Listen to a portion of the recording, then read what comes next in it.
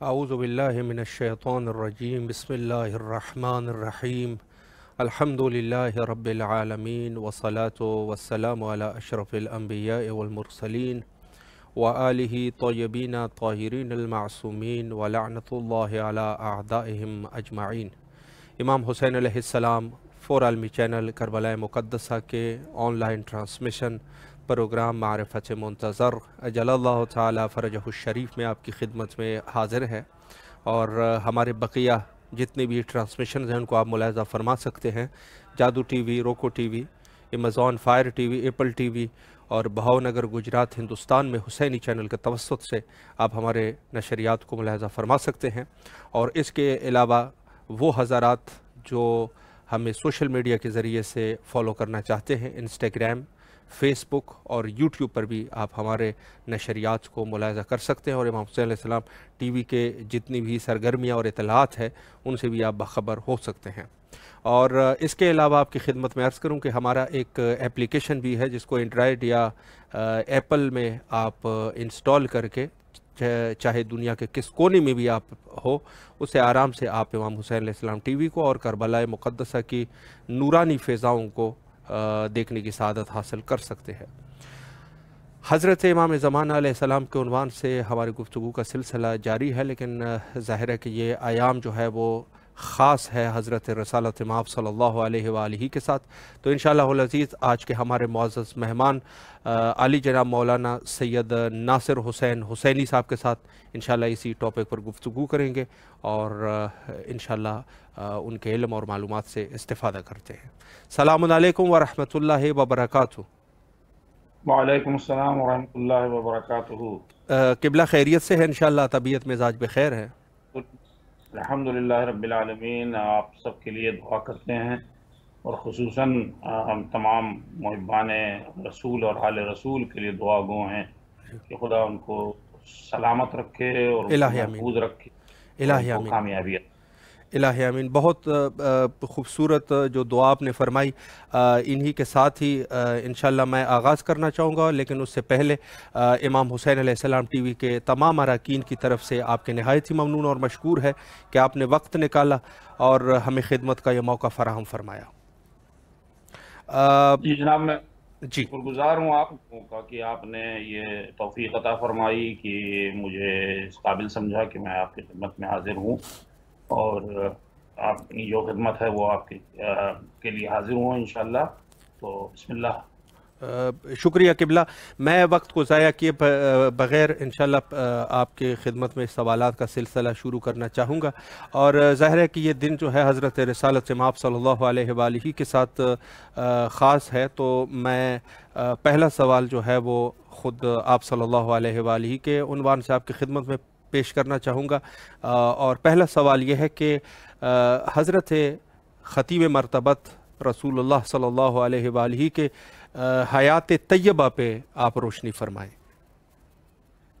देखिए, ये तो एक बहुत बड़ी नेमत है, परवरदिगार की रहमत है जो हम तक आई और खुदा के लुत्फ़ करम का नतीजा है कि अम्बिया आए, मुरसलीन आए और उन्होंने गुमराह कौमों को, गुमराह लोगों को हिदायत अता फरमाई। बेशक, और हमसे बढ़ करके कौन सबसे ज़्यादा खुशकिस्मत हो सकता है कि आखिरी पैगम्बर अकरम सल्लल्लाहु अलैहि वसल्लम आखिरी नबी और जी सैयदे अम्बिया और सैयदुल मुरसलीन इस दुनिया में उस आलम में आए कि जब हमको भी उनसे हिदायत मिली। जी अम्बिया मा सबक के दौर में वाकई उनके लिए मैं कहता हूँ कि उनके मुकाबले में हम ज़्यादा खुशकिस्मत हैं बेशक। कि हमने इतनी बड़ी अजीम नेमत को हासिल किया अल्लाह से। जी और अल्लाह की तरफ से ये एहतमाम किया गया कि आखिर में उस नेमत को हमारे लिए रखा गया। तो बेशक। 1,24,000 अम्बिया के सिलसिले हिदायत में अगर आखिरी नबी के दौर में हम हैं और उनकी हिदायत हमको मिल रही है तो ये एक बहुत बड़ी फजीलत है और बहुत बड़ी नेमत है जो हमको हासिल हुई है। बेशक।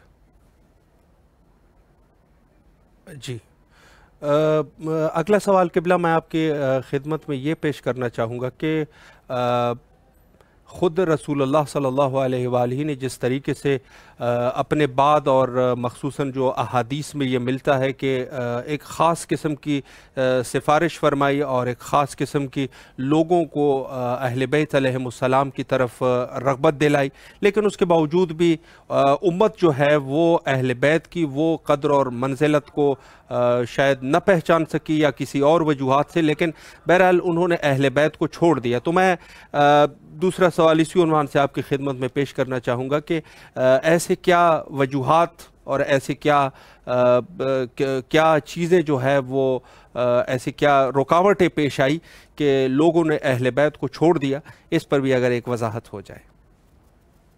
جی آپ نے درست فرمایا، پیغمبر اکرم صلی اللہ علیہ وآلہ وسلم کی حیات طیبہ کے اہم جو آپ کو کار نمایاں دکھائی دیں گے، ان میں جہاں انہوں نے تبلیغ دین کی اور جہاں وحی اور قرآن سے خدمت انجام دی، جہاں اپنی اخلاق اور کردار سے انہوں نے لوگوں کو دین کی طرف مروب کیا، جہاں انہوں نے زحمتیں اٹھائیں اور جہاں انہوں نے بے پناہ عبادتیں کی، وہیں انہوں نے یہ بھی کیا کہ سرکار دو عالم نے ہر موقع پر اپنے اہل بیت کو متعارف بھی کروایا اور ان کی فضیلت اور ان کے احترام کو ہم سب کو بتایا۔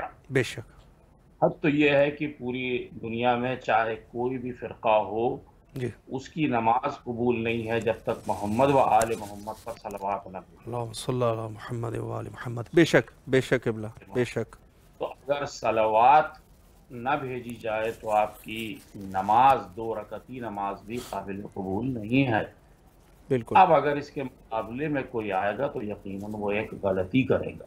یقیناً۔ اب وجوہات کیا ہو سکتی؟ وجوہات بہت تھیں۔ وجوہات میں ایک تو عصبیت کی غالباً وجوہات تھی، اور اس میں یہ تھا کہ مکے والوں نے اپنی جو ان کا طریقہ حیات تھا اس میں انہوں نے بڑی بے اختیار تبدیلی پائی۔ پیغمبر آئے تھے اس لیے کہ انسان کو انسان بنا دیں، پیغمبر اس لیے تشریف آئے تھے کہ ان لوگوں کو، خاص کر کے جو مستضعفین اور کمزور طبقہ ہے، اس کو مضبوط بنائیں اور اس کو ہدایت دیں۔ بے شک۔ ظاہر ہے کہ یہ بات ہر ایک کے لیے بری لگے گی۔ آج بھی اگر آپ دین کسی کے سامنے پیش کیجئے تو جو سب سے امیر طبقہ ہے وہ جلدی قبول نہیں کرے گا۔ بے شک۔ تو لہٰذا یہی اس وقت بھی ہوا، اور اس کے نتیجے میں یہ ہوا کہ بہت سے لوگ پیغمبر کے مخالف ہو گئے، اور اس میں پھر میں جہاں تک سمجھتا ہوں کہ اگر انبیاء ما سبق کی تاریخ کو آپ پڑھیے گا تو کہیں پر بھی آپ کو منافق نام نہیں ملے گا۔ صحیح۔ منافق پیدا ہی ہوئے اس دور میں جو رسول کا دور تھا۔ ظاہر ہے کہ قرآن کا سورہ منافقون اترا، تو اس کے معنی یہ ہے کہ اس طرح کے دورنگے لوگ موجود تھے کہ جو کبھی ادھر اور کبھی ادھر، کبھی بزم رسول میں اور کبھی رسول کے مخالف، جنگ کے وقت وہ رسول کا ساتھ نہیں دیتے تھے، اور کسی بھی موقع وہ دوہری چال چلتے تھے۔ یہی منافق اور یہی بغض اور عداوت جو تھی وہ نتیجہ بنی اس بات کا کہ وہ پہلے انہوں نے کوشش کی کہ پیغمبر کا قتل کر دیں، اس میں ناکام رہے، تو انہوں نے پھر پیغمبر کی آل سے اس کا بدلہ لیا۔ یعنی اس سے بڑھ کر اور اس سے واضح انداز میں کسی نبی نے شاید نہیں کہا ہوگا کہ دیکھو میری آل کا خیال رکھنا، میری آل کا احترام کرنا، تمہارا اجر رسالت یہی ہے کہ میرے اقربا سے مودت کرو۔ جب پیغمبر اتنے واضح طور پر قرآنی آیات اور احادیث کے تحت ساری چیزیں کہہ گئے، تو اب بغاوت کا اور ان سے بغض کا اور ان سے نفرت کی کوئی گنجائش باقی نہیں ہے۔ لیکن جیسے میں نے کہا کہ ایک طبقہ تھا کہ جس نے فیصلہ کر لیا تھا کہ بعد رسول ہم ان سے بدلہ لے لیں گے اور ان سے لڑ لیں گے اور ان کے حقوق کو نہیں دیں گے۔ غالباً یہی ایک بہت بڑی وجہ تھی کہ جس کی وجہ سے جیسے ہی پیغمبر کی رحلت ہوئی ہے فوراً حالات گئے، اور 3 دن کے اندر وہ کیفیت ہو گئی کہ جس کو آج تک ہم جس پر گریہ کرتے ہیں۔ یعنی ہمارے لیے معصوم عالم کا ایک قطرہ آنسو بہت بڑی مصیبت ہے، بے شک بہت بڑی مصیبت ہے۔ تو جب ہم اتنا گریہ کرتے ہیں تو خود رسول کتنا کرتے ہوں گے، اور آج کا اتنا کرتا ہوں۔ آپ اس کا اندازہ کرتے ہیں، امت نے چھوڑ دیا آل کو، اور امت نے آل کے تمام حقوق کو بھی چھین لی۔ بے شک۔ جو مادی چیزیں تھیں ان سے بھی ان کو محروم کر دیا۔ کوشش یہ تھی کہ یہ اتنے کمزور ہو جائیں کہ پھر یہ سر نہ اٹھا سکیں، لیکن سب کے باوجود بھی آل محمد نے پیغمبر کی روش کو اختیار کیا اور حیات پیغمبر کو اپنا آئینہ بنا کر، کلنا محمد تھے بے تو شک، محمد کی وجہ سے انہوں نے پوری زندگی گزاری، لہٰذا آج بھی ان میں کوئی ایک شخصیت ایسی نہیں ہے کہ جس کے علم اور تقوی، زہد اور جس کی سخاوت اور جس کی شجاعت کے اوپر کوئی ایک حرف اٹھایا جا سکے۔ بے شک، تو یہ نتیجہ تھا کہ جس کی وجہ سے پیغمبر کو چھوڑ کے، پیغمبر کے احکامات کو چھوڑ کے وال کو بھی چھوڑ دیا گیا، بے شک، نافرمانی کی گئی قرآن کی آیات کی بھی اور پیغمبر کی احادیث کی بھی اور احکامات کی۔ بے شک۔ جی قبلہ، جیسے آپ نے اشارہ فرمایا کہ ظاہر ہے کہ رسول اللہ صلی اللہ علیہ وآلہ کے زندگی حیات طیبہ میں ایک مخصوص جو ہے ایک جگہ یہ بھی ہے کہ جہاں انہوں نے اہل بیت کی جو ہے ان کے بارے میں سب کچھ کہہ دیا، لیکن اس کے باوجود بھی لوگ جو ہے وہ منحرف ہوئے۔ اس میں سے ایک پہلو جو ہے وہ خود امامت کا آغاز ہے، جہاں پر غدیر خم میں رسول اللہ نے فرمایا کہ جس چیز کا میں مولا اور اس کا علی مولا۔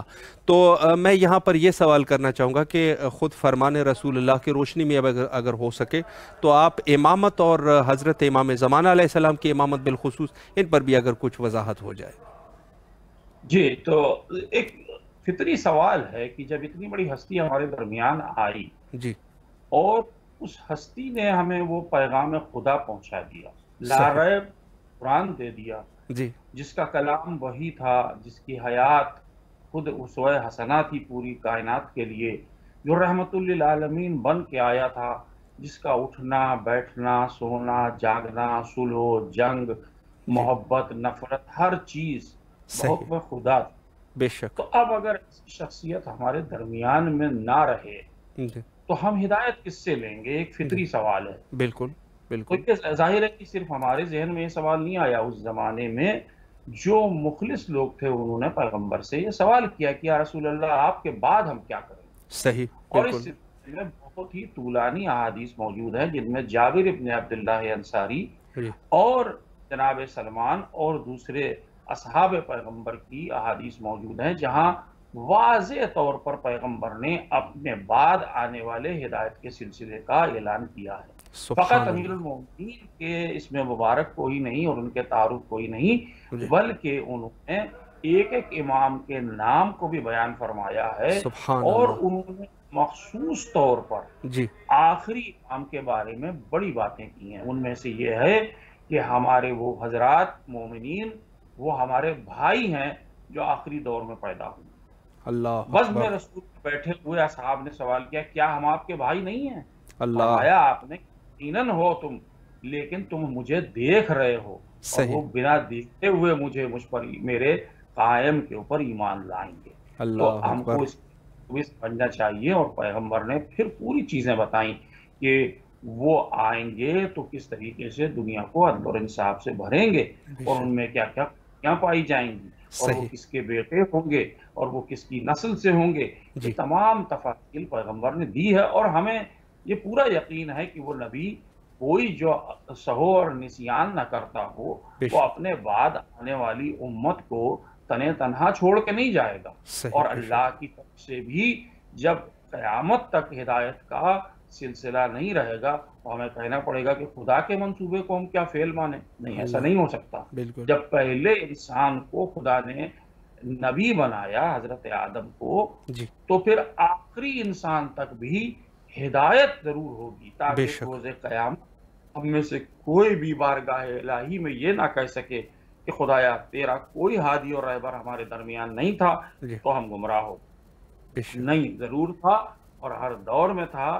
اب یہ تلاش حق کی ضرورت ہے کہ ہر انسان تلاش کرے کہ جی، کون ہے، جبکہ صحیح، پیغمبر کی احادیث موجود ہیں کہ امام زمانہ کی معرفت کے بنا اگر کوئی مر گیا جی، تو وہ جہالت کی موت مرا، جاہلیت کی موت مرا۔ تو اب ظاہر ہے کہ تلاش کی ضرورت ہے کہ آج کون امامت مرا، بے شک، اور جب آج آپ تلاش کریں گے تو وہی پیغمبر کے احکامات اور اقوال ملیں گے جن میں انہوں نے اپنے بعد آنے والے نائبین کا تذکرہ کیا ہے۔ بے شک، بے شک۔ جی قبلہ، بہت خوبصورتی سے آپ نے وضاحت فرمائی۔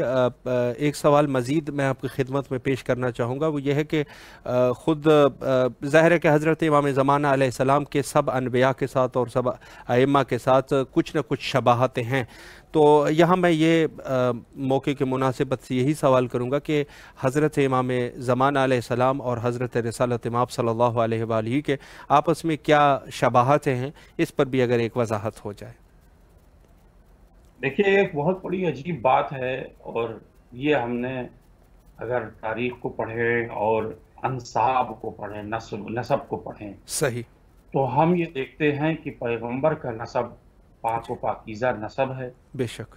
اور ہم کہتے ہیں کہ زیارت وارثہ میں بھی اور ائمہ کی زیارت میں کہ آپ پاک اسلاب اور پاک ارحام میں رہے۔ صحیح، بے شک۔ تو ایک وراثت ہے جو پیغمبر کو اللہ کی طرف سے ملی، جی اور وہ 3 وراثت تھی، ایک صحیح۔ زمین کی وراثت، جی ایک قرآن کی وراثت، اور ایک جنت کی وراثت۔ بے شک۔ ان تینوں کو اللہ نے خاص خاص بندوں کو دیا ہے، صحیح۔ اپنے مصطفیٰ اور اصطفیٰ بندوں کو ہی دیا ہے۔ جی اپنی کوئی اہم چیز آپ بھی کسی کو نہیں دے دیں گے جس کو آپ جانتے نہ ہو یا جس پر اعتبار نہ ہو۔ یقیناً۔ تو ظاہر ہے پیغمبر کے پاس وہ تمام وراثت جو انبیاء کی تھی وہ بھی آ گئی، جی مادی وراثت دنیا کی حکومت بھی آ گئی، جی اور اخروی وراثت یعنی یہ کہ جنت بھی آ گئی۔ بے شک۔ اور اس کے علاوہ وحی کی اور قرآن کی ایک وراثت تھی کہ جو انبیاء ما سبق سے بہتر ان کے پاس آئی، کیونکہ صحیح۔ وحی کا سلسلہ جو نبی کا تھا وہ انبیاء سے بہتر تھا۔ تو جی اب اس وراثت کے ہی حامل ہیں وہ ائمہ کہ صحیح۔ جنہوں نے پیغمبر سے اس وراثت کو حاصل کیا۔ بے شک۔ اب جب آخری امام کے بارے میں تذکرہ کرتے ہیں تو میں یہ مانتا ہوں، اور یہ حقیقت بھی ہے، جی کہ پیغمبر کی ذات مقدسہ کے مختلف رخ ہیں صحیح۔ جو ہر امامت میں مختلف انداز میں چمکے ہیں، جی بے جن شک۔ کا نور ثابت ہوا ہے جس دور میں جس کی ضرورت تھی۔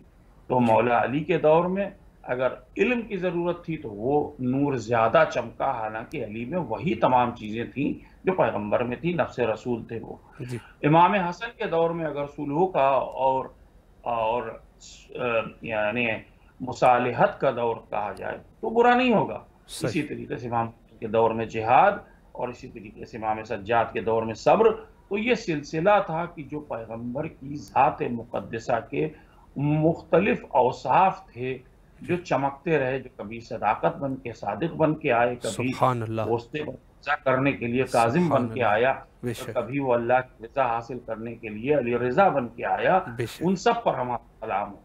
لیکن جس طرح سے ہم زیارت میں کہتے ہیں اے امام حسین، جی آپ آدم کے بھی وارث، نوح کے بھی وارث، ابراہیم کے بھی وارث، موسیٰ کے بھی وارث، بالکل اسی طریقے سے امام زمانہ کے پاس جو وراثت ہے وہ ان تمام انبیاء کی بھی ہے اور ان سے پہلے والے تمام ائمہ کی بھی وراثت ہے۔ جی سبحان ان اللہ۔ میں عکس رسول مکمل ہے، بے شک۔ نام کے اعتبار سے بھی وہ رسول کا نام رکھتے ہیں، سبحان اللہ۔ سینہ مبارک کے اعتبار سے کہا جاتا ہے کہ سرکار کا جب ظہور ہوگا انشاءاللہ تعالی، اور انشاءاللہ۔ ہماری آنکھوں کو اور ہماری روح کو ٹھنڈک ملے گی، اس روز سینہ مبارک 40 برس ہوگا، بے آپ شک۔ میں مکمل شباہت پیغمبر ہوگی، آپ پورا دین پیغمبر کا نفاذ کریں گے جی بے عین اسی طریقے سے جیسے رسول دین لائے تھے۔ جی آپ میں وہ تمام اوصاف رسالت ہوں گے، کیونکہ آپ ان سب کے وارث بھی ہوں گے اور نمائندے بھی ہوں گے۔ اسی سبحان لیے اللہ۔ سید بخاری نے بھی کہا ہے کہ جب نماز پڑھنے کا وقت آئے گا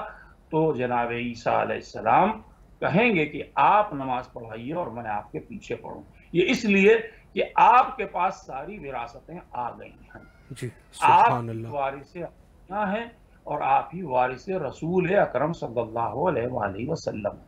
تو بے شک۔ ہر اوصاف رسول اسی میں آپ کو ان میں مل جائے گا۔ اگر آپ کو رسول کی زیارت کرنی ہے تو ان کے چہرہ اقدس کو دیکھ لیجئے، اگر آپ رسول کے جسم میں سایہ نہیں تھا جی دیکھنا ہے، امام کے جسم مبارک کو دیکھیں گے، آپ کو پتہ چلے گا کہ سایہ نہیں تھا۔ اگر آپ یہ دیکھیں گے کہ ایک مجمع میں کوئی رسول کھڑے ہوتے تھے اور ان جی کا قد سب سے زیادہ ہوتا تھا تاکہ ان کو اوپر سر اٹھا کے نہ دیکھنا پڑے، یہی کیفیت ان کی ہوگی۔ بلکہ روایات نے تو یہ بھی بتایا ہے کہ جی ان کے سر پر امامہ ہوگا رسول کا، رضا رسول سبحان کی اللہ ہوگی، موسیٰ کا عصا ہوگا، ذوالفقار حیدری ہوگی، سبحان سلیمان کے اللہ ہیکل کو لے کے آئیں گے، اور تمام وہ چیزیں جن کی وراثت ملی ہے وہ سب ان کے پاس ہوگی، بے اور شک وہی ان کی سند بھی ہوگی، کیونکہ مختلف اقوام کے لوگ آ کر ان سے جب سوال کریں گے تو وہ انہی دلائل کو پیش کر اپنی امامت کو پیش کریں گے انشاءاللہ۔ بے شک بے شک۔ ایک مومن یہاں پر سوال کرتے ہیں، وہ بھی آپ سے کر لوں کہ کہہ رہے ہیں کہ ہم اپنے وقت کے امام کے ساتھ توسل کرنا چاہتے ہیں، تو توسل کے لیے ایسی کون سی دعا ہے یا ایسی کون سی زیارت ہے جس کو قبلہ جو ہے وہ ہمیں ہمارے لیے رہنمائی فرمائے ہماری؟ جی اس باب میں اگر کچھ۔ ہمارے اس بھائی کو سلام کہیے گا، جی اور عزیزوں حقیقت یہ ہے کہ ہم نے تو امام سے انصاف نہ کیا، جی ہم کہاں یاد کر پائے۔ بے شک ایک مثال ہے ہمارے سامنے کہ خدا نہ کرے کسی کے گھر کا اگر کوئی فرد غائب ہو جائے، جی اور غائب ہو جائے تو آپ اس کے لیے کیا کریں گے؟ صحیح آپ تلاش کریں گے، بے شک دوست احباب سے کہیں گے، یقیناً پورے علاقے میں، پورے شہر میں، پورے صوبے میں جی اطلاع کروائیں گے، بالکل پولیس کو اور مختلف محکموں کو اطلاع دیں گے کہ یہ شخص غائب ہے، تلاش صحیح کرو۔ جی آپ ہر جگہ اس کو ڈھونڈیں گے۔ جی ہم نے نہیں کیا اپنے امام کے لیے، میں اللہ اپنے اکبر آپ کو خطا کار مانتا ہوں۔ بے شک تو توسل کا تو طریقہ یہ ہے کہ واقعی دل سے ان کو چاہا جائے، جی صحیح ہر ایک سرپرست کی طرح سے، کہ ہر موقع پہ ان کو یاد کیا جائے۔ بے شک توسل صرف یہ نہیں کہ دعا پڑھ کے توسل ہوگا، اگر ہمیں خوشی ہوئی ہے کسی چیز کی تو اس میں ان کو شامل کیا جائے۔ جی اگر ہمیں غم ہوا ہے تو ان سے ہم پھر جا کر اپنے دل سے کہیں کہ اے مولا ہم پر یہ مصیبت آئی، اللہ تو وہ مشکل کشا دو عالم کے بیٹے ہیں، ہماری مدد کریں گے۔ بے اور شک بہت سے واقعات ہیں جس میں انہوں نے مدد کی ہے۔ جی تو اصل میں تو حق یہ ہے ان کا ہم پر کہ ہماری جان، مال، عزت، آبرو، اولاد، ہر چیز انہی کی ہے، جی بے شک بے پورے شک تمام چیزوں کے اوپر حق رکھتے ہیں۔ بے شک تو اب مکمل توسل یہی ہونا چاہیے کہ خاندان کے بزرگ ترین انسان سے بھی بزرگ ہوئے وہ، جی تو ان کے لیے جو بھی کیا جائے، چاہے ان کے لیے صدقہ نکالا جائے، چاہے صحیح ان کے نام سے کار خیر کیا جائے، جی چاہے ان کے نام سے 2 یتیموں کی پرورش کر دی جائے، جی چاہے ان کے لیے کتابیں تقسیم کی جائیں، قرآن تقسیم کیا جائے، چاہے ان کے لیے وقت دیا جائے کہ لوگوں کو صحیح قرآن کی اور دوسری چیزوں کی تعلیمات دی جائیں، جی چاہے ان کے نام سے، ان کے لیے، ان کی خوشی کے لیے ہم یہ کام اگر کریں گے، اور ساتھ ہی ساتھ بہت سی دعائیں ہیں جی کہ جو توسل دعائیں ہیں، خود دعائیں توسل میں ان کا تذکرہ ہے، بے شک امام کی خود خصوص دعائیں ہیں جو صحیح امام کے ظہور کے متعلق ہیں، یا دعائے احد ہے جو 40 دن تک بعد نماز فجر مسلسل پڑھنی ہے۔ جی تو اس طرح سے اگر ہم ان سے رابطہ رکھیں گے تو صحیح اگر 100 مرتبہ دروازے پہ دستک دی جائے گی جی تو ہو سکتا ہے ایک مرتبہ وہ ہاں کہہ دیں اور بلا لیں۔ سبحان اللہ سبحان اللہ، بس بہت یہی خوبصورتی سے جی بہت خوبصورتی سے آپ نے وضاحت فرمائی۔ یقیناً حق امام جو ہے بالا تر ہے اور یقیناً اس کی ادائیگی مشکل ہے۔ آخر میں قبلہ آپ کے زحمات تمام، مزید سوالات انشاءاللہ پھر کسی اور موقع پر آپ کی خدمت میں پیش کریں گے۔ آخر میں اگر قوم کے لیے کوئی نصیحت ہے امام زمان علیہ السلام کے عنوان سے یا کوئی اور ضروری چیز ہے تو امام حسین علیہ السلام ٹی وی کے ذریعے سے انشاءاللہ سماعت کر رہے ہیں مومنین، بسم اللہ کیجیے۔ جی جی اس میں سب سے اہم چیز تو یہ ہے کہ اپنے ایمان کو جی محفوظ رکھنا۔ سبحان اللہ صحیح یہ ایک بڑی مشکل آئے گی کہ جس کے بارے میں پیشن گوئیاں کی گئی ہیں جی کہ لوگ صبح گھر سے نکلیں گے اور شام تک اپنا ایمان کھو چکے ہوں گے، اللہ رخصت اللہ ہوگا۔ تو یہ ایک سخت امتحان ہے۔ بے ہمیں یہ یاد رکھنا چاہیے کہ امام کا ساتھی بننے کے لیے کربلا کے اصحاب جیسے اصحاب بننا پڑے گا۔ اللہ اللہ بے شک 313 کے ہم کہتے ضرور ہیں، جی، لیکن 72 سے تھے ویسے ہی 313 ہوں گے۔ اللہ اکبر، بے شک اس لیے بہت مشکل مرحلہ ہے۔ اب اس میں یہ ہے کہ ظاہر ہے کہ ہمارے پاس دنیا ہے، اور دنیا اپنی طرف ہم کو کھینچتی ہے، امام کی یاد سے، امام کے احکامات سے، امام کی خوشی سے، جس چیز میں وہ راضی ہوتے ہیں، خوش ہوتے ہیں، اس سے ہم کو دور لے جاتی ہے۔ جی اس سے بچنے کی ضرورت ہے سب سے بڑی۔ جی بہت بڑے اعمال کی ضرورت نہیں ہے، جی، ضرورت اس بات کی اخلاص سے نیت کے ساتھ کام کیا جائے۔ صحیح، چھوٹا کام کیجیے گا، اللہ اسے قبول کر لے گا۔ بڑے لمبے چوڑے کام کرنے کی ضرورت نہیں ہے۔ جی اگر ہم میں سے ہر انسان اس بات کا تہیہ کر لے کہ ہم ایک کام کو امام کے لیے اچھا کریں گے، تو آپ سوچیے کہ دنیا میں کتنے شیعہ حضرات ہیں موجود، کتنے چاہنے والے امام کے ہیں۔ اگر سب ایک ایک اچھا کام کریں گے تو کتنا اچھا کام ان کے لیے پہنچ جائے۔ اسی کی تعداد کو اپن تک کریں، بے شاید شک، ہمارے اس کام سے امام راضی ہو جائیں۔ ہم جو بھی کام کریں اس میں ان کو شامل کریں۔ اگر ہم مجلس بھی کر رہے ہیں، کسی کے لیے بھی کر رہے ہیں، یا یوں ایصال ثواب کے لیے کر رہے ہیں، یا اپنے اپنے ثواب کے لیے کر رہے ہیں، تو اس میں شامل کریں ان کو۔ بے شک، ہر کام جب وہ ہمارا حصہ ہوں گے تو پھر ہم صحیح معنوں میں ان کی خدمت بھی کریں گے اور اپنا ایمان بھی بچا لیں گے۔ بے شک، اور دوسرا جو امتحان ہے وہ اپنی اولاد کے ایمان اور تقوی کو بچانا ہے، جو بہت مہم اور مشکل کام ہے۔ صحیح، ہم یہ دیکھ رہے ہیں کہ نئی نسل کے سامنے بڑی مشکلات ہیں۔ جی پہلے ہماری زندگی شاید آسان تھی، لیکن اب زندگی مشکل ہوتی جا رہی ہے۔ جی ایمان کو محفوظ کرنا بہت مشکل ہے۔ جی بالکل، وہ بھی ایک بہت ذمہ داری ہے کہ خود اپنے آپ کو اور اپنی نسلوں کو بچائیں، ان کے ایمان کو درست رکھیں، صحیح، تو حق حلال کمائیں اور ان کو حلال کھلائیں، جی تاکہ ان کے جسم میں حلال خون بنے جی اور وہ ایمان کی طرف آگے بڑھیں۔ صحیح، کیونکہ جہاں نجس کوئی چیز گئی، جی اہل بیت سے وہ دور ہو جائے۔ بے شک، بے اس شک، لیے ضروری اس بات کی ضرورت ہے کہ یہ کام کریں۔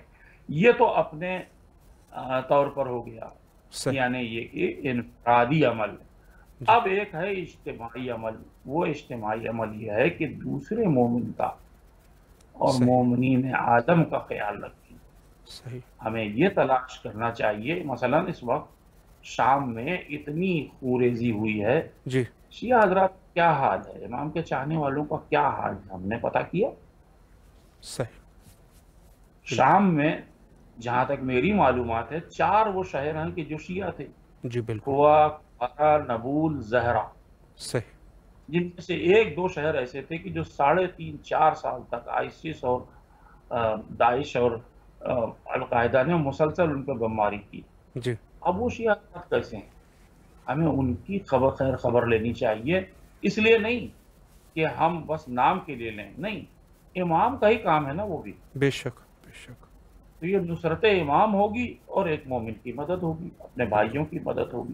تو ہمیں ان اپنے معاملات کو درست کرنے کی ضرورت ہے، صحیح، تاکہ ہم جواب دے جب ان کے سامنے ہوں تو ہم بتا سکیں کہ مولا ہم نے یہ کوشش کی تھی۔ جی وہاں تک ہمیں پہنچنے کی ضرورت ہے، تاکہ ہم وہ ایک معاشرہ ایسا بنائیں کہ جن میں ہمارے یہاں اختلافات ہیں اور ہوں گے۔ یقیناً، اختلافات ہونے سے کوئی برائی نہیں ہے، بالکل، اختلافات کے باوجود محبت اور اخوت کو قائم رکھنا۔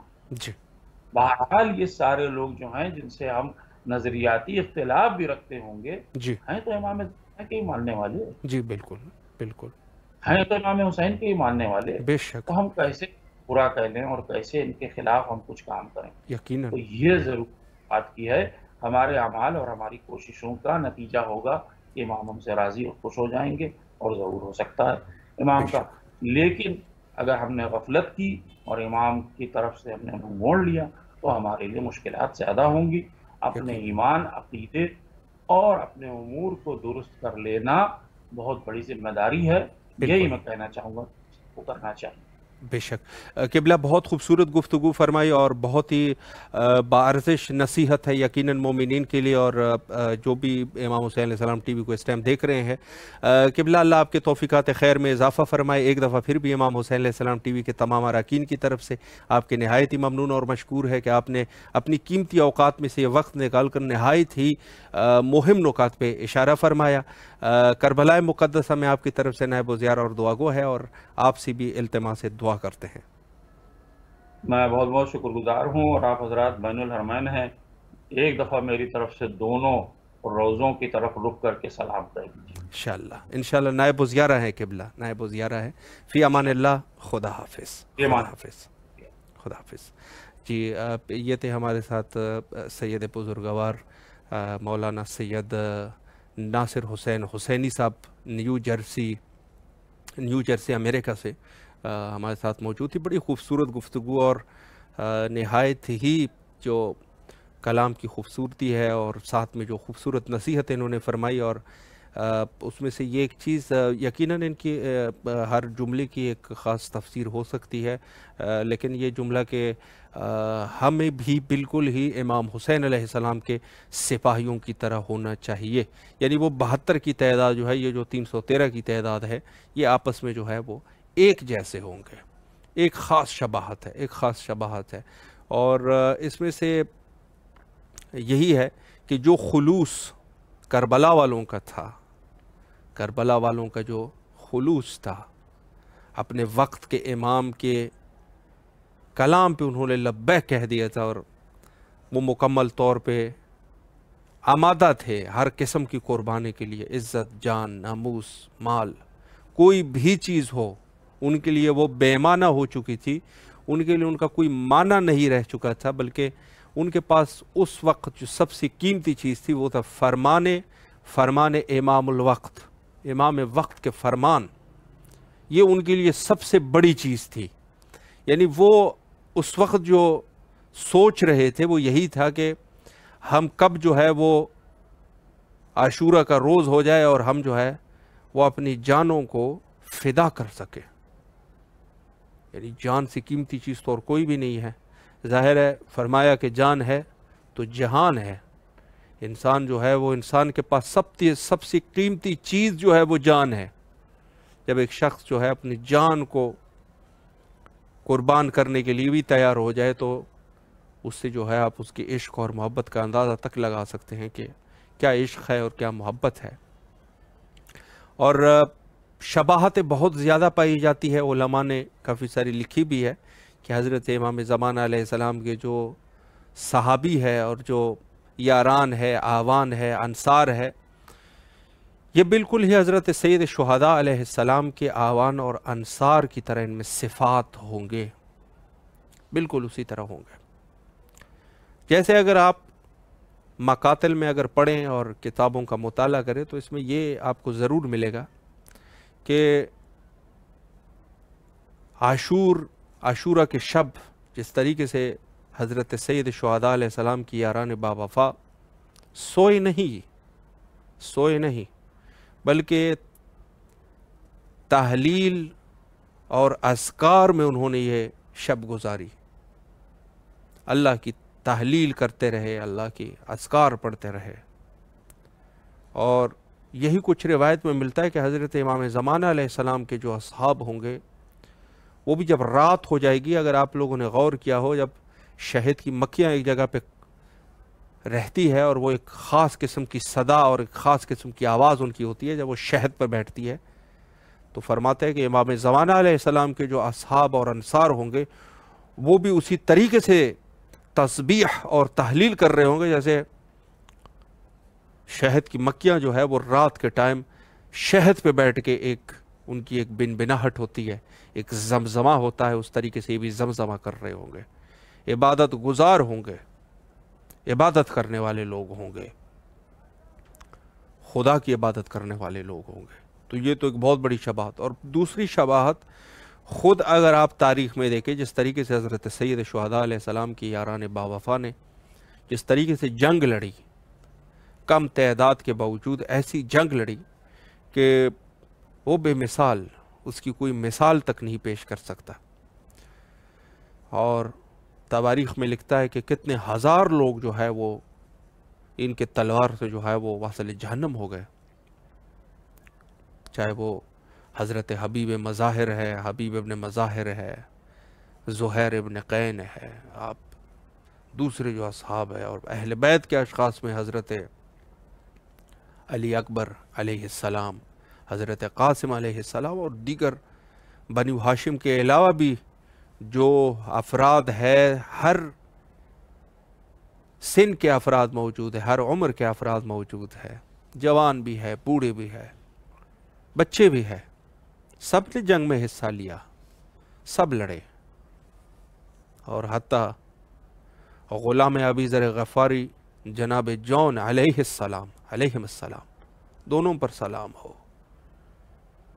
فرماتے 96 سال کے ایج میں یہ کربلا میں موجود تھے، 96 سال، اور تاریخ میں لکھتے ہیں کہ اہل بیت کے بچوں کو ان سے بڑی محبت تھی۔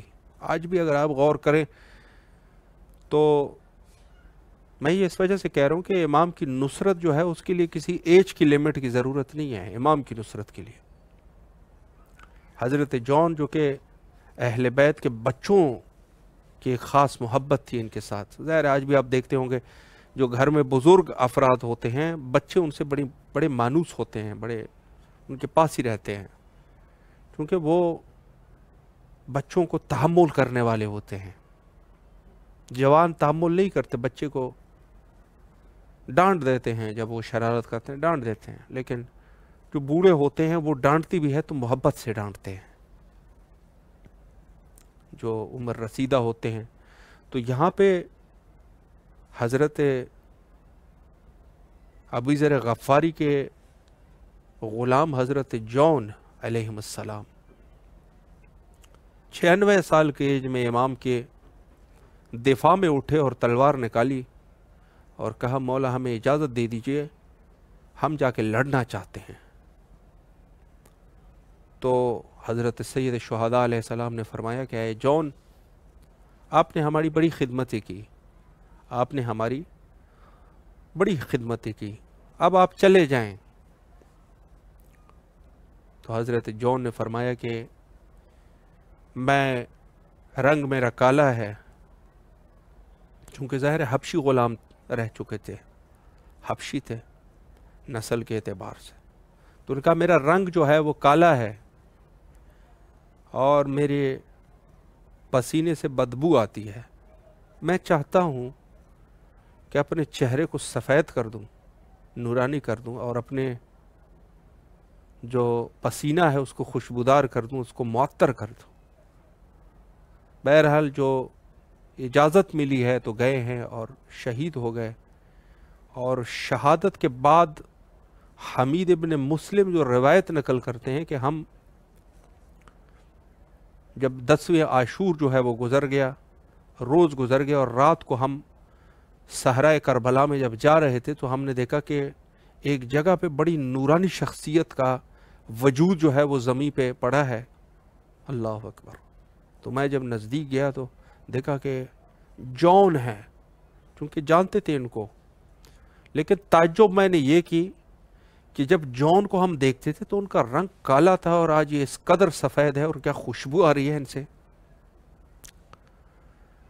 عزیزان محترم، ضرورت ہے وفاداری کی، جنت بہشت شفاعت، ہمارے گناہوں کو پر پردہ ڈالنا، ہمارے گناہوں کی بخشش، یہ تو ان کے ذات میں شامل ہے، تو ہماری بخشش ہو جائے گی، بس کچھ نہ کچھ ہمارے پاس جو خلوص ہے اس خلوص کا ہم نے وہ کرنا ہے۔ تو ظاہر ہے کہ جس طریقے سے حضرت امام حسین علیہ السلام کے اصحاب با وفا ہے کہ جو چھوٹے بچوں سے لے کر بوڑھوں تک وہاں پر جا کے انہوں نے اپنی جانوں کی قربانیاں دی ہے، اور کسی قسم کی قربانی سے بھی وہ دریغ نہیں کرتے تھے، صرف جان نہیں، کوئی بھی چیز ہوتی وہ راہ امام میں قربان کرنے کے لیے تیار تھے۔ تو حضرت صاحب الزمان اجل اللہ تعالی فرجہ الشریف کے جو اصحاب ہوں گے وہ ان کی کیفیت بھی کچھ ایسی ہی ہوگی، وہ ایسے شجاع ہوں گے کہ ان کی شجاعت کی مثل جو ہے نا وہ کوئی نہیں ہوگا۔ تو یقیناً جس شخص کو حضرت امام زمان علیہ السلام کے اعوان اور انصار میں شامل ہونا ہے تو اس کو کم از کم اس چیز کا خیال ہونا چاہیے اس کو کہ کس طریقے سے کربلا والوں نے اپنے وقت کے امام کی دفاع کی تھی۔ آج ہمارے وقت کا امام جو ہے وہ بھی تنہا ہے، اور وہ صدا جو حضرت سید شہداء علیہ السلام نے بلند فرمائی تھی کہ حل من ناصر ینصرنا، آج کوئی ہے جو میری مدد کرے؟ تو یہ صدا حضرت سید شہداء علیہ السلام کی آج بھی گونج رہی ہے فضاؤں میں، آج بھی فضاؤں میں حضرت سید شہداء علیہ السلام کی وہ ندا جو ہے وہ گونج رہی ہے۔ وقت کا حسین حضرت امام زمانہ علیہ السلام ہے، اور وقت کے حسین کے لیے گویا کہ وہ صدا گونج رہی ہے کہ کون ہے جو آج اس وقت کے حسین کے دفاع میں کھڑے ہو جائے اور جا کے امام کے لیے قربانی دے سکے، امام کی دفاع کرے۔ البتہ ظہور سے پہلے جو ہماری ذمہ داریاں ہیں اس پر بھی ہمیں کافی غور ہونا چاہیے، فکر کرنا چاہیے کہ ہمارے پاس جو ظہور سے پہلے کی ذمہ داریاں ہیں وہ یقیناً لوگوں کو اور اپنے ذات کو امام زمانہ علیہ السلام کے ظہور کے لیے آمادہ کرنا، یہ سب سے بڑی ذمہ داری یہ ہے۔ اور خدا کی قسم علماء فرماتے ہیں کہ ہمیں توفیق ہوئی اور کسی ایک شخص کو ہم نے امام زمانہ علیہ السلام کے لشکر میں شامل کر دیا، کچھ ایسا کر دیا کہ وہ اس کا دل جو ہے وہ چینج ہو گیا، گناہ اس نے چھوڑ دی، کامل ایمان کے ساتھ وہ امام زمانہ علیہ السلام کے ظہور کے لیے وہ تیاری کرنے لگ گیا اور آمادہ ہو گیا۔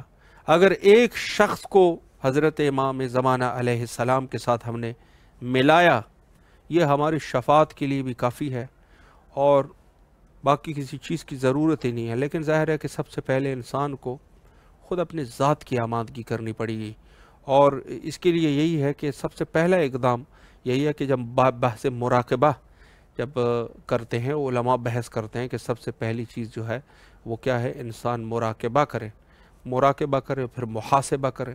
تو مراقبہ اور محاسبے میں سب سے بڑی چیز جو ہے وہ یہی ہے کہ ہماری جو گناہیں ہیں ان سے ہم ان کو چھوڑ دیں، گناہوں کو چھوڑ دیں۔ جس نے گناہوں کو چھوڑ دیا اس نے خدا کی قسم بہت بڑا ہنر کر دیا، اتنا بڑا ہنر کر دیا۔ اور کوئی یہ نہیں، جیسے انہوں نے بھی ابھی فرمایا، علامہ صاحب نے بھی گفتگو فرما رہے تھے کہ جس طریقے سے انسان زیادہ بھی کوئی مشکل کام نہیں ہے کہ انسان لگ جائے عبادتوں میں، لگ جائے، عبادت نہیں، وجود کی صفائی ضروری ہے۔ اور وجود کی صفائی کے لیے ظاہر ہے کسی ضرورت آپ کو نہیں ہے کہ جا کے آپ کسی کونے میں بیٹھ کے تسبیح جو ہے نا وہ تسبیح اور پر آپ پڑھنا شروع کر دو، بلکہ یہ تو آپ آتے جاتے بھی کر سکتے ہیں۔ نفس کی پاکیزگی کے لیے آپ کو کسی جگہ پر چلا کشی کرنے کی ضرورت نہیں ہے، آپ جہاں پر بھی ہے، آپ جو جا رہے ہیں، آپ ہر جگہ پہ اپنے جہاں آپ کے کام کرنے کا، جاب کر رہے ہیں یا کچھ بھی کر رہے ہیں، جہاں پر بھی جا رہے ہیں وہاں پر آپ جو ہے وہ گناہوں سے بچ سکتے ہیں۔ اور گناہ جو ہے ہماری ارد گرد یقیناً ہوتی ہے، اور نامحرم کی طرف نگاہ کرنا، جھوٹ بولنا، غیبت کرنا، کسی کی برائی کرنا، کسی کے حق پر ڈاکر ڈالنا، یہ ساری چیزیں ہیں ہمارے پاس۔ تو اگر ہم اسی گناہوں سے، جو گناہ کبیرہ ہے، سب سے پہلے گناہ کبیرہ سے انسان ہو کر پھر گناہ صغیرہ کو بھی چھوڑ دیں، تو یہ اگر کسی نے کر لیا تو سب سے بڑا ہنر یہی ہے۔ اور گناہ کو چھوڑنا ہی اصل میں حضرت امام زمانہ علیہ السلام کے ظہور کے لیے آمادگی ہے۔ اور انشاءاللہ العزیز دعا بھی کرنی چاہیے، توسل بھی کرنا چاہیے، ہر چیز ضروری ہے۔ اور عبادت میں بھی یقیناً جو واجبات ہے اس کو کرنا اور محرمات کو ترک کرنا، یہ ہماری سب سے بڑی ذمہ داریاں ہیں غیبت امام زمانہ علیہ السلام میں۔ اور بس ایک چیز جو روایات میں وارد ہوئی وہ یہ ہے کہ ظہور امام زمانہ علیہ السلام کے لیے کثرت سے دعا کرنا، اور دعا فقط زبانی حد تک نہ ہو بلکہ آپ کی آمادگی بھی ہو، آمادگی کے ساتھ حجت خدا کے ظہور کے لیے کثرت سے دعا کرنا، یہ نفس کی پاکیزگی پر دلالت کرتی ہے۔ اور انسان جو ہے طیب اور طاہر قسم کا اس کا نفس ہے جو وہ امام زمان علیہ السلام کے لیے دعا کر رہا ہے۔ اور دعا ایسی نہیں کرنی چاہیے کہ انسان جو ہے اپنے ذاتی جو دنیاوی مشکلات ہیں اس کے لیے کریں، بلکہ اپنے خود کے وجود کے مشکلات کے لیے بھی مکمل طور پہ اپنے وقت کے امام کے ساتھ متوسل رہے۔ آخر میں دعا کرتے ہیں حجت خدا کے ظہور کے لیے، اللہم عجل لولیک الفرج۔